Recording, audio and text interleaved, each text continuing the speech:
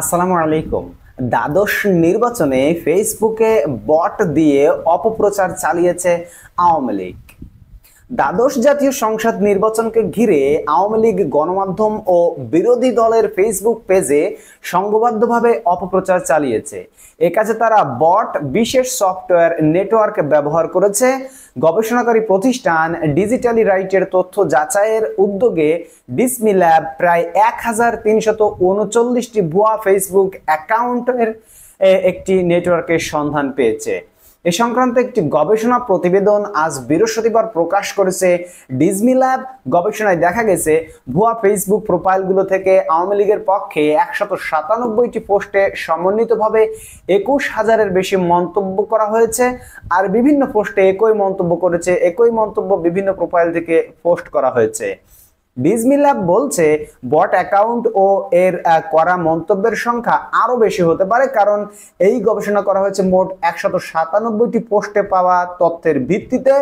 বট network এমন একটি স্বয়ংক্রিয় ব্যবস্থা যেখানে বিশেষ সফটওয়্যারের মাধ্যমে কাজগুলো করা হয়ে থাকে।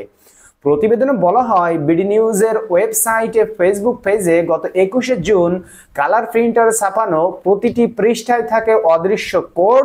শিরোনামে প্রকাশিত খবরের নিচে এবারের নির্বাচন স্বচ্ছ হবে, আগামী নির্বাচন জনগণ স্বাধীনভাবে ভোট দিতে পারবে, আর এবার আর ভোট চুরি করতে পারবে না বলে বিএনপি নির্বাচনে আসতে ভয় পাচ্ছে আর এত কাহিনী করছে, এমন একটি কমেন্ট ডিজনি ল্যাবের চোখে পড়ে।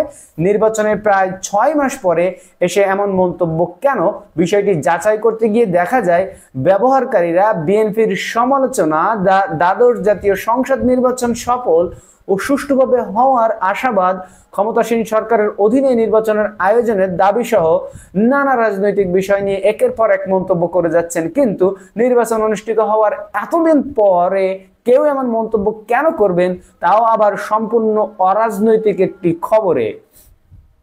এই প্রশ্নের উত্তর খুঁজতে গিয়ে একটি বট নেটওয়ার্কের সন্ধান পায় ডিজনি ল্যাব। দেখা যায় এই অ্যাকাউন্টগুলো বিভিন্ন পোস্টে একই ধরনের মন্তব্য করছেন, একই মন্তব্যের বিভিন্ন অ্যাকাউন্ট থেকে পোস্ট করা হয়েছে। ডিজনি ল্যাবের গবেষণায় দেখা যায় বট নেটওয়ার্কটি সক্রিয় হয় দ্বাদশ জাতীয় নির্বাচনের ঠিক আগ দিয়ে। 2024 সালের জুন পর্যন্ত তারা ঘুরে ফিরে 474টি রাজনৈতিক মন্তব্য করেছে। কমেন্টগুলো নির্বাচনের আগে তৈরি করা, কিন্তু তারা নির্বাচনের পরে একই মন্তব্য পোস্ট করে গেছে।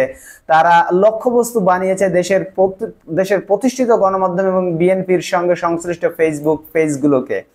প্রোফাইলগুলো সক্রিয় হয়েছে মূলত গত বছরের জুন থেকে নভেম্বর পর্যন্ত সময়ে নির্বাচনের আগ দিয়ে। তবে 2023 সালের সেপ্টেম্বর থেকে নভেম্বর পর্যন্ত সময় অর্ধেক অ্যাকাউন্টটি সক্রিয় হয়ে ওঠে। শুধু নভেম্বরের 23 থেকে 30 তারিখের মধ্যে প্রথমবারের মতো পোস্ট করে 344টি অ্যাকাউন্ট। এর আগে 2 থেকে 12 সেপ্টেম্বরের মধ্যে 240টি প্রোফাইল সক্রিয় হয়। বট নেটওয়ার্কের সঙ্গে সংশ্লিষ্ট প্রতিটি অ্যাকাউন্টকে আলাদাভাবে বিশ্লেষণ করে দেখা গেছে তাদের বেশিরভাগেরই প্রোফাইল লক বা প্রাইভেট করা, সেগুলো সক্রিয় হয়েছে নির্বাচনের আগে। প্রোফাইল ছবি নেই অথবা চুরি করা, তাদের বন্ধু সংখ্যা খুবই কম বা নেই, এবং বেশিরভাগ অ্যাকাউন্ট দুটি নির্দিষ্ট পেজকে বাংলা খবর ও Awami League media cell page follow করে। এই প্রোফাইলগুলোর বেশিরভাগ 77% নারীদের নামে। সেই নামেও রয়েছে অদ্ভুত মিল, যেমন নারী প্রোফাইলের 24%-এর নাম আক্তার দিয়ে শেষ হয়েছে, যেমন দিয়া আক্তার, রিয়া আক্তার, লিজা আক্তার, লিমা আক্তার, লিসা আক্তার ও নিসা আক্তার।